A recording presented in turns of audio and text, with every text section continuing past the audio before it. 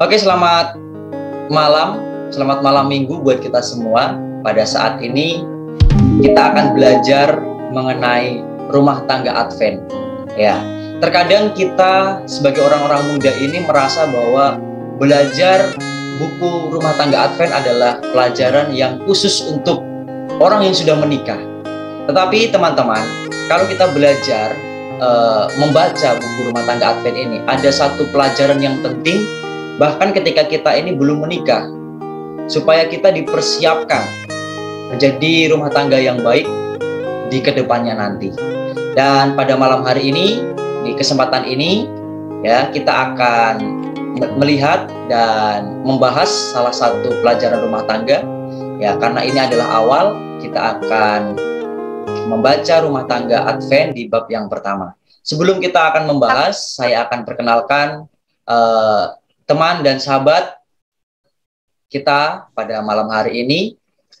Dia adalah Tabita Ginting. Selamat malam, Tabita.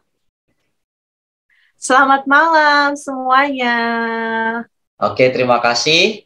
Jadi teman sahabat kita pada malam hari ini adalah Tabita Ginting. Nah, saat ini kita akan membahas salah satu pelajaran rumah tangga Advent, yaitu di dalam bab yang pertama. Judulnya adalah suasana rumah tangga. Nah, kiranya pelajaran yang akan kami bahas mendapatkan poin-poin, dan kita yang menyaksikan juga akan mendapatkan pelajaran yang baik ya di dalamnya. Untuk itu, sebelum kita akan belajar di sana, sebelum kita akan baca, saya persilahkan Tabita Ginting untuk pimpin kita dalam doa. Baiklah, kita satu dalam doa. Bapa dalam surga, Bapa yang patut kami sembahkan puji, terima kasih Tuhan Yesus telah memberkati hari yang indah ini. Tuhan, kami boleh beraktivitas memuji nama Tuhan, dan pada kesempatan kali ini kami mau membaca nasihat dari buku rumah tangga Advent. Kiranya apa yang kami pelajari nanti ini boleh menjadi bekal kami untuk kedepannya menjalani rumah tangga yang baik, yang sesuai dengan kehendak-Mu Tuhan. Biarlah kami dapat memahami dan kami boleh mempersiapkan hati kami ke depannya juga untuk menghadapi rumah tangga ke depannya Tuhan. Ampuni atas dosa dan pelanggaran kami, sempurnakan doa ini, dan berbanjong syukur. Amin. Amin. Baik, terima kasih. Oke, selanjutnya kita akan membaca buku rumah tangga Advent. Saya akan share dulu di sini. Mungkin sudah kelihatan ya. Di sana bagian pertama, rumah tangga Advent yang indah. Pasal 1 judulnya suasana rumah tangga. Nanti saya minta Tabita untuk membaca terlebih dahulu. Ini ada sekitar 4 halaman. Jadi nanti tolong Tabita membaca, setiap paragraf itu ada huruf satunya ya, ada 1, ada 2, nanti Tabita sampai nomor 12, begitu. Oke, kita akan mulai pelajaran kita. Saya serahkan Tabita untuk membaca. Baiklah, kita akan baca dari bagian pertama, judulnya Rumah Tangga yang Indah. Suasana rumah tangga. Rumah tangga adalah jantung segala kegiatan masyarakat, terbentuk dari keluarga-keluarga dan kepala-kepala keluarga. Itulah yang membentuknya. Dari dalam hati terpancarlah kehidupan, dan jantung masyarakat, jantung jemaat, dan jantung sesuatu bangsa ialah rumah tangga. Kesejahteraan masyarakat, kemajuan jemaat, kemakmuran bangsa, tergantung atas pengaruh-pengaruh rumah tangga. Tinggi atau merosotnya masa depan masyarakat akan ditentukan oleh tingkah laku dan moral para orang muda yang bertumbuh di sekeliling kita. Sementara para orang muda kita dididik dan tabiat mereka itu dibentuk dalam waktu mereka masih anak-anak kepada kebiasaan-kebiasaan yang baik. Pengendalian diri dan pertarakan, demikianlah kelak pengaruh mereka dalam membentuk masyarakat. pergaulan yang dipelihara oleh para orang muda, adat kebiasaan yang mereka bentuk, dan prinsip-prinsip yang mereka pilih adalah petunjuk kepada keadaan masyarakat untuk tahun-tahun yang akan datang. Seharusnya rumah tangga dijadikan sebagaimana arti yang dikandung dalam perkataan itu. Rumah tangga itu harus menjadi satu surga kecil di atas dunia ini, satu tempat di mana cinta kasih dipertumbuhkan, gantinya ditindas dengan sengaja. Kebahagiaan kita bergantung atas pemeliharaan cinta kasih, belas kasihan, dan ramah tamah yang benar terhadap satu dengan yang lain. Tipe surga yang paling manis ialah rumah tangga di mana roh Tuhan menjadi kepala. Kalau kehendak Allah digenapi, suami dan istri menghormati satu dengan yang lain, maka akan mempertumbuhkan cinta kasih dan kepercayaan. Pentingnya suasana rumah tangga. Suasana yang mengelilingi jiwa para bapak dan ibu memenuhi seluruh rumah dan dirasakan oleh setiap penghuni rumah tangga itu. Ibu bapak lah yang menciptakan sebagian besar suasana lingkungan rumah tangga. Maka apabila ada perselisihan paham di antara ibu dan bapak, anak-anak turut merasakan roh yang sama itu. Jadikanlah suasana rumah tanggamu itu harum semerbak dengan sikap lemah lembut. Kalau engkau telah merasa orang asing dan tidak berhasil menjadi orang Kristen yang menurut kitab suci, hendaklah engkau bertobat, karena tabiat yang ada padamu pada masa percobaan itulah yang kelak akan ada padamu pada waktu kedatangan Kristus. Kalau engkau mau menjadi seorang yang saleh di dalam surga, engkau harus lebih dahulu menjadi seorang yang saleh di dunia ini. Ciri-ciri tabiat yang engkau sayangi ketika masih hidup tidakkah akan diubahkan oleh kematian atau oleh kebangkitan? Engkau akan bangkit dari kubur dengan perilaku yang serupa sebagaimana dinyatakan di dalam rumah tanggamu dan dalam masyarakat. Yesus tidak mengubahkan tabiat itu pada waktu kedatangannya. Pekerjaan mengubahkan haruslah dikerjakan sekarang. Kehidupan kita setiap hari menentukan nasib kita di masa mendatang. Menciptakan suatu suasana suci. Tiap-tiap rumah tangga Kristen haruslah mempunyai peraturan, dan seharusnya lah para ibu bapa memberikan peraturan teladan dalam perkataan, tingkah laku dan kehidupan mereka satu dengan yang lain.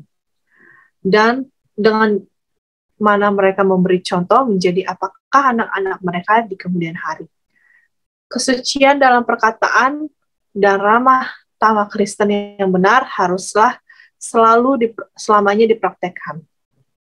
Ajarlah anak-anak dan para orang muda untuk menghormati dirinya sendiri supaya jujur terhadap Allah. Setia kepada prinsip, ajarkanlah mereka itu supaya menghormati dan menurut hukum Allah. Geser, Mas. Oke. Prinsip-prinsip ini akan memerintahkan kehidupan mereka dan akan dijalankan dalam pergaulan mereka dengan orang lain.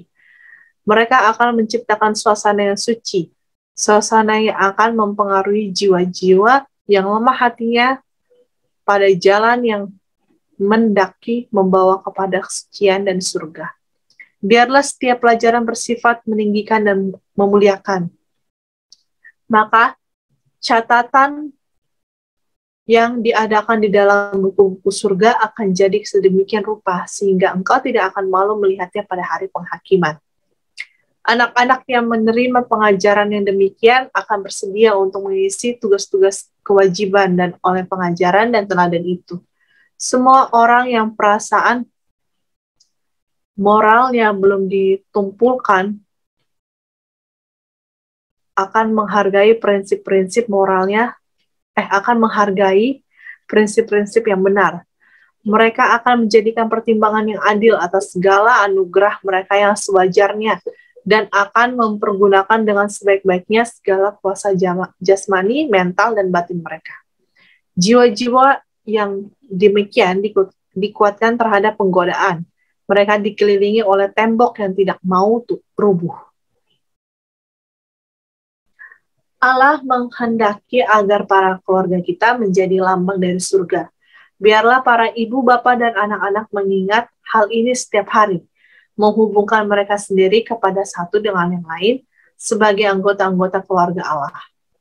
Maka kehidupan mereka kelak akan demikian coraknya sehingga memberikan kepada dunia satu teladan tentang bagaimana rumah tangga yang mengasihi Allah dan memelihara segala perintahnya.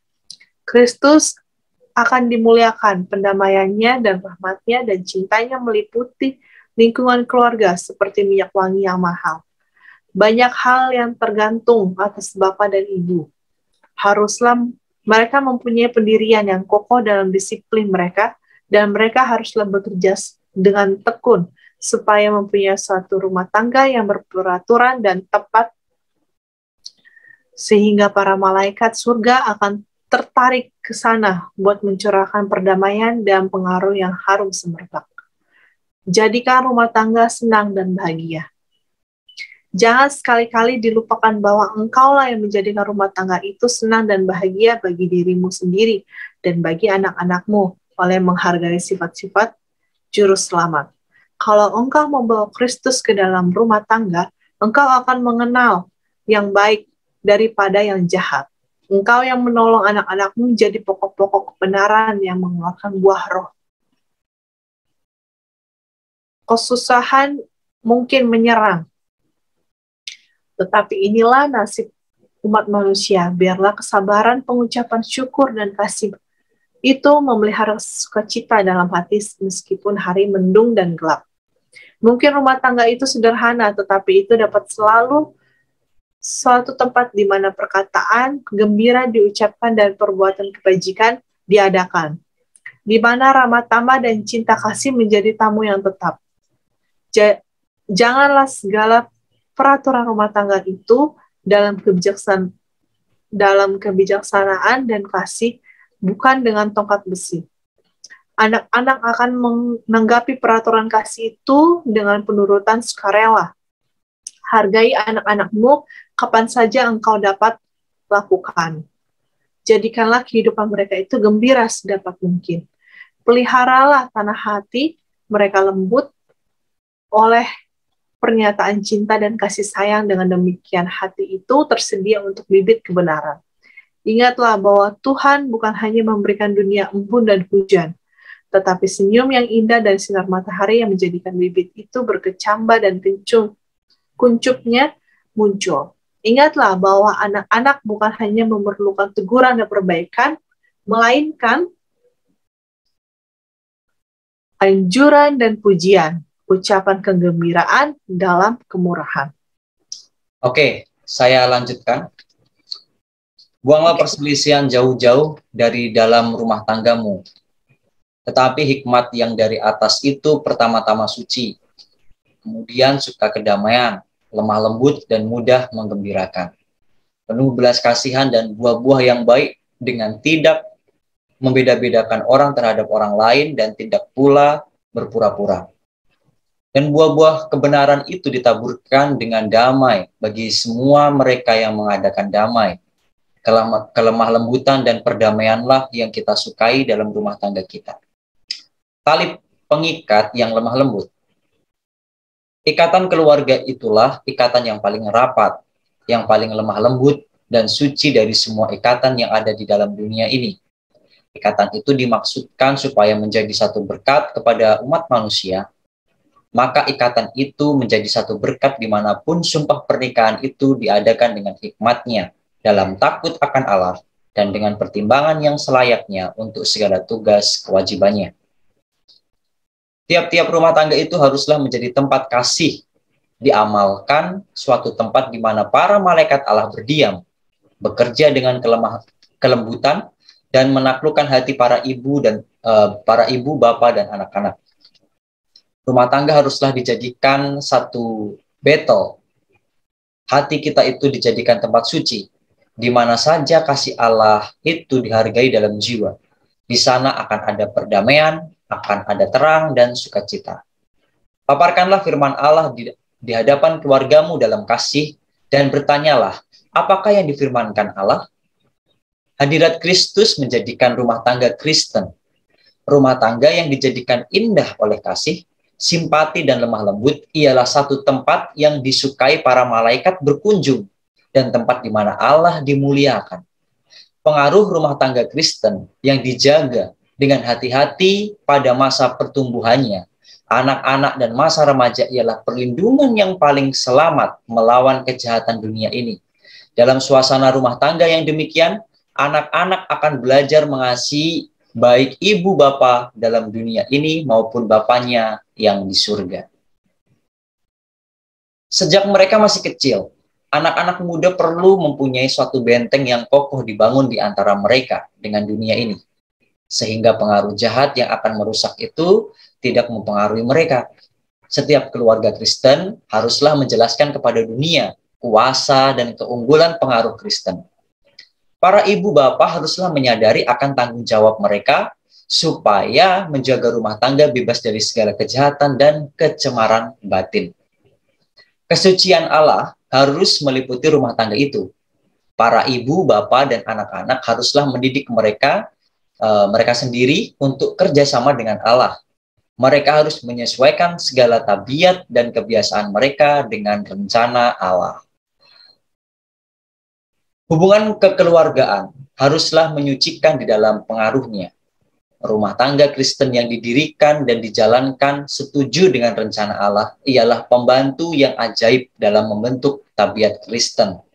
Para ibu bapa dan anak-anak haruslah bersatu dalam menyerahkan pelayanan dengan cinta kepada Allah, yakni yang dapat memelihara cinta manusia itu suci dan mulia. Pekerjaan pertama yang harus dilakukan dalam rumah tangga Kristen ialah untuk memperhatikan apakah Roh Kristus sudah ada di dalamnya, supaya tiap-tiap anggota rumah tangga itu dapat memikul salibnya dan mengikut kemana saja Yesus pergi. Oke, ini adalah bacaan kita di bab yang pertama, bagaimana menjadi menjadikan rumah tangga Kristen itu adalah rumah tangga yang penuh dengan sukacita, kata tadi di sana dikatakan. Nah, kalau menurut Tabita ini, dari pelajaran kita pada malam hari ini, pada saat ini, kira-kira apa yang kamu terima ya, kamu ambil dari pelajaran mengenai suasana rumah tangga seorang Kristen? Silakan.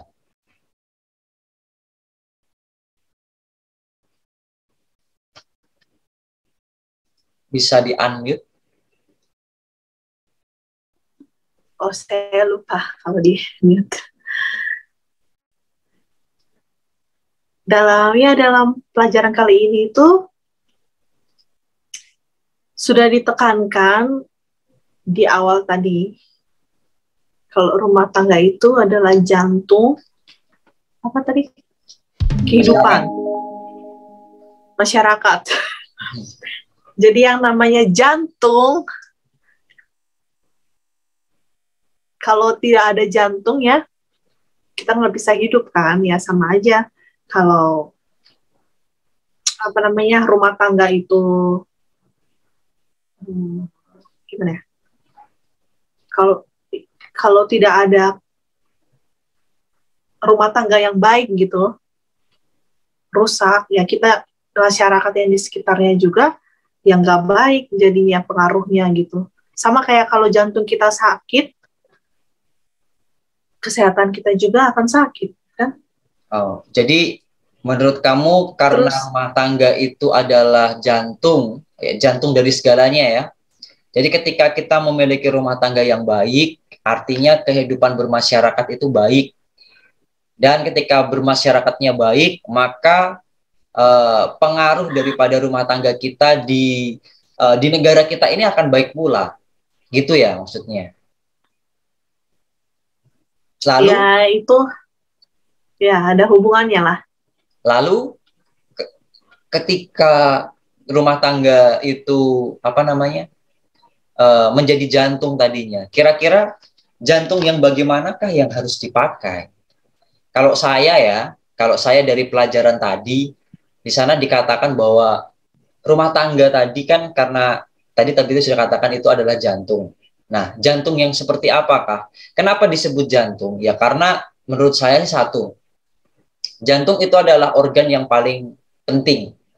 Kalau jantung itu mati ya semuanya mati, gitu kan? Nah, kira-kira kalau seandainya jantung itu terpapar apa ya? Ya penyakit jantung, akhirnya semuanya juga ikut sakit ya, sama seperti yang kamu katakan tadi. Nah, berarti dari pelajaran tadi salah satu yang pelajaran yang disampaikan adalah peran daripada orang tua itu adalah penting. Ya, peran daripada orang tua itu adalah penting. Karena apa? Orang tua itu akan mendidik anak mereka yang nanti kelak akan menjadi satu pribadi yang memiliki sifat Kristus. Ya kan? Artinya orang tua itu menjadi contoh. Berarti menjadi pelajaran bagi saya, bagi kita semua adalah nanti ketika kita berumah tangga ataupun kita sudah berumah tangga saat ini, kemudian kita memiliki anak, ya kita harus menciptakan tabiat yang baik untuk anak kita. Seperti itu. Kalau tadi dikatakan di dalam buku pelajaran kita tadi bahwa kira-kira ada nggak sih rumah tangga itu cekcok? Ada dong, pasti toh, pasti ada itu cekcok.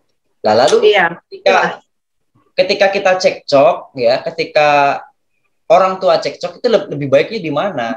Ya tadi dikatakan jangan sampai anak-anak kita itu melihat kalau sedang apa? Pertengkaran.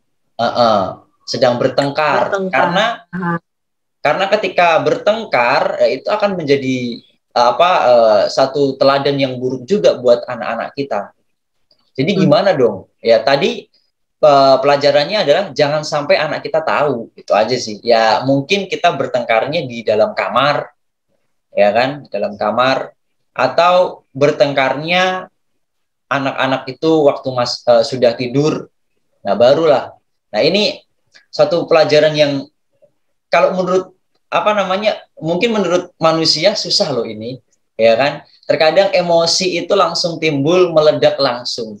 Tapi buku pelajaran kita tadi katakan bahwa ya apa yang kamu lakukan itu menjadi tabiat nanti bagi anak-anakmu.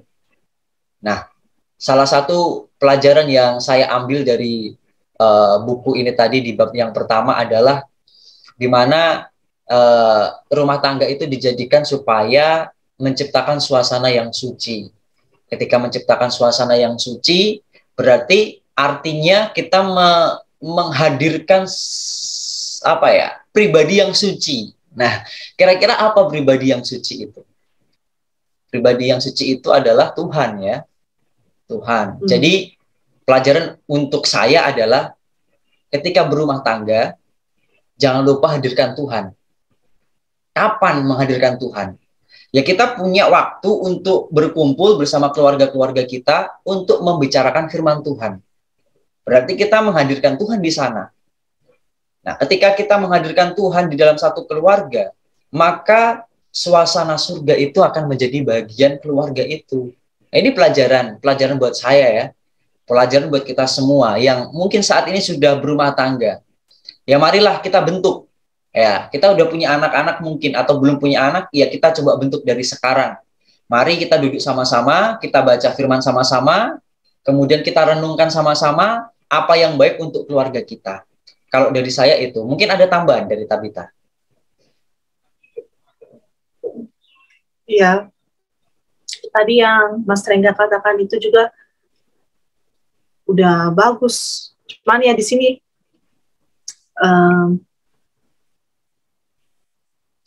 gimana ya? Tadi juga sempat dibahas toh, tambahannya cuma dikit. Tadi sempat dibaca pas di bagian aku atau samamu ya. Di situ dibilang kalau anak itu bukan hanya dididik atau diajarkan, tapi juga dia juga butuh dikasih pujian. Ya. Iya. Saya yang baca itu. Iya, Mas Rengga berarti yang baca tadi itu tuh. Jadi ketika anak itu bersalah, ya ini juga pelajaran sih buat saya juga nanti sebagai orang tua ke depannya. Ketika anak bersalah yang tidak sesuai yang orang tua inginkan, baiknya kita jangan bilang jangan lakukan itu gitu, ataupun kamu salah, jangan langsung menjudge, tapi terima dulu dia punya dia punya perbuatan itu, baru kasihlah tanggapan dari dia gitu kan. Membilangkan kalau misalnya kamu injak itu gitu kan, kira-kira apa yang terjadi gitu kan. Dia pasti kotor kan, injak genangan air gitu. Dan dia juga akan belajar, mencoba mempelajari. Pasti ada sebab dan akibat apa yang dia lakukan gitu kan. Dan itu jadi pemahaman buat dia sendiri kan, tanpa kita harus menekankan perintah maupun terus kita bilang jangan gitu kan. Terus kalaupun dia salah, ya pasti ya kita Mas, nggak pengen kita dia itu melakukan hal yang salah. Memang nggak pengen kan hal yang salah itu dilakukan sama anak kita. Terus gimana caranya ya supaya dia itu tidak melakukan ya apa yang kita pengen itu dia lakukan itu, tanpa harus memberatkan hati dia,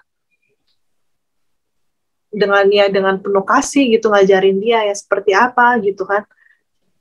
Kira-kira Mas Rengga yang seperti apa dengan penuh kasihnya itu, Mas? Iya ya, jadi mengajarkan dia, betul. mengajarkan si anak ini hal yang baik, tapi dia suka rela gitu menuruti apa kata orang tua gitu. Jadi artinya apa yang kita katakan itu bukan kekangan buat dia ya, bukan satu kekangan, iya. Tapi lebih ke mereka itu tulus melakukannya gitu ya. Iya. Ketika kita mengajari mereka, bukan karena takut. Iya, bukan karena takut. Jadi itu tadi contohnya yang kamu sampaikan adalah contohnya ada genangan air. Jangan kita katakan, jangan itu injak. Kalau kita mengatakan seperti itu berarti kita itu sudah membangun konsep harus takut tuh sama orang tua gitu ya. Tapi kita sampaikannya, nak, kalau kamu injak itu air, nanti kamu akan kotor. Mungkin seperti itu maksudnya ya. Jadi nanti anak itu sendiri yang akan belajar bahwa oh iya ya, ternyata ketika menginjak air ini kotor lah badan saya. Kayak gitu ya. Jadi ketika nanti ke belakangnya lagi mendapatkan nasihat, maka anak itu akan terima dengan tulus, bukan dengan kekangan gitu ya. Terus ya juga ada baiknya juga sih kita membiarkan anak itu bermain sesuai imajinasinya dia. Jadi dia bisa mengetahui gitu mana yang baik dan mana yang buruk gitu. Ternyata apa kata mamaku benar ya. Gitu kan juga. Jadi dia bisa belajar juga dari lingkungannya. Iya. Cuman jangan terlalu jauh gitu dia mempelajari hal-hal yang itu tidak baik gitu. Kalau udah sampai kayak gitu ya langsung tarik. Maksudnya langsung tarik itu ya jangan langsung dimarahin ya. Ya dia udah tahu kayak gitu salah ya. Kita berusaha lah jangan sampai hal yang di luar batas dia lakukan. Oke. Berarti kita bisa ambil kesimpulan dari pelajaran kita saat ini bahwa yang pertama, keluarga itu adalah ya namanya jantung ya, adalah pusat pengaruh ya, pusat pengaruh bagi semuanya, baik bagi masyarakat, baik untuk keluarga, untuk jemaat, untuk negara. Itu adalah pusat keluarga. Kalau keluarga kita ini dikenal sebagai keluarga yang baik, maka itu akan jadi contoh yang baik. Sama itu ya, saya pernah ingat di kampung itu, kalau dikatakan, keluarga Bapak si A ini orangnya gini-gini loh. Jadi ketika seperti itu dicap lah dia. Kalau dia buruk ya capnya itu buruk semua, sekeluarganya gitu. Tetapi ketika ada sekeluarga yang baik, maka dicap baiklah itu semua. Ya, artinya itulah bagaimana kita mau membangun keluarga kita. Apakah kita mau membangun keluarga kita ini image-nya ya, image orang lain itu baik karena memang kita adalah melakukan perbuatan yang baik atau enggak. Itu yang pertama. Kemudian yang kedua tadi adalah bahwa peran orang tua itu untuk mendidik anak tidak hanya melalui omongan, ya, tetapi tingkah laku orang tua itu akan dicontoh sama anak. Kalau kita orang tua sedang tidak baik, jangan perlihatkan kepada anak. Nah, ini pelajaran ini. Jangan sampai anak-anak kita itu mencontoh nanti kalau orang tuanya itu marahnya seperti apa. Seperti itu. Terus yang ketiga, pelajaran yang kita ambil adalah ketika kita mendidik anak, jangan sampai mengekang, tapi memberikan pengetahuan, ya, supaya anak-anak itu rela dalam menerima pengajaran orang tua. Dan yang keempat adalah ketika kita ingin memiliki keluarga yang penuh dengan sukacita dan suasana surga dan suci, maka kita harus menghadirkan sesuatu yang suci itu, yaitu Tuhan. Ya, berarti kita menyiapkan waktu kita untuk beribadah bersama-sama dengan keluarga, sehingga suasana surga itu menjadi bagian keluarga. Wah, ini sangat bagus ya. Ada 4 pelajaran yang kita pelajari dari bab yang pertama ini. Biarlah di pelajaran-pelajaran berikutnya nanti kita semakin dipersiapkan bagaimana menjadi keluarga yang baik, keluarga Kristen yang memang ada Tuhan di sana. Oke, terima kasih Tabita untuk malam hari ini kita boleh belajar sama-sama. Biarlah ini boleh menjadi berkat bagi kita semua, dan kiranya pelajaran yang telah kita pelajari 4 hal tadi menjadi bagian kita, khususnya untuk kita yang sudah berumah tangga, ya. Tuhan memberkati. Kita akan tutup dengan doa. Mari kita berdoa. Bapak Surgawi, terima kasih untuk kesempatan yang indah. Kami tergerak hati untuk mendengarkan dan memperhatikan pelajaran daripada firman Tuhan. Sungguh indah Tuhan pelajaran yang kami terima, secara khusus untuk kami, umat-umat Tuhan, yang adalah keluarga-keluarga yang baru, keluarga-keluarga milenial, yang mungkin hanya sekedar ingin memiliki rumah tangga, namun terkadang di dalamnya kami tidak memiliki dasar yang kuat, Tuhan. Namun biarlah dengan pelajaran ini kami memiliki dasar yang lebih baik untuk boleh menciptakan keluarga-keluarga surgawi di dalam dunia ini. Dan biarlah pelajaran yang telah kami terima ini berkenan di hadapan Tuhan. Dan kami juga boleh mendapatkan berkat, dan berkat ini boleh kami sampaikan kepada semuanya. Kiranya Tuhan boleh memberkati juga teman-teman kami yang saat ini sedang mendengarkan, dan kiranya Engkau boleh memberkati rumah tangga mereka, bila mana di antara mereka saat ini sedang bergumul di dalam mencari jodoh, Tuhan, kiranya Engkau juga boleh berkati mereka. Kami percaya Engkau akan menyiapkan yang terbaik buat mereka, dan dengan menunggu kehadiran daripada jodoh itu, biarlah mereka juga belajar bagaimana menjadikan diri sendiri ini, mempersiapkan rumah tangga yang baik untuk kedepannya. Terpujilah Engkau untuk selama-lamanya. Ampuni kami orang berdosa. Bila mana ketika kami membahas firman Tuhan, berbicara dan mendengarkan firman ini, ada beberapa hal yang menyakiti hati Tuhan. Kiranya Tuhan boleh ampuni kami. Terpujilah Engkau untuk selama-lamanya. Ampuni kami orang berdosa. Kami berdoa di dalam nama Tuhan kami, Tuhan Yesus Kristus, yang adalah Tuhan dan Juru Selamat kami yang hidup. Amin. Oke, selamat malam minggu. Amin. Tuhan memberkati. Tuhan memberkati. Shalom.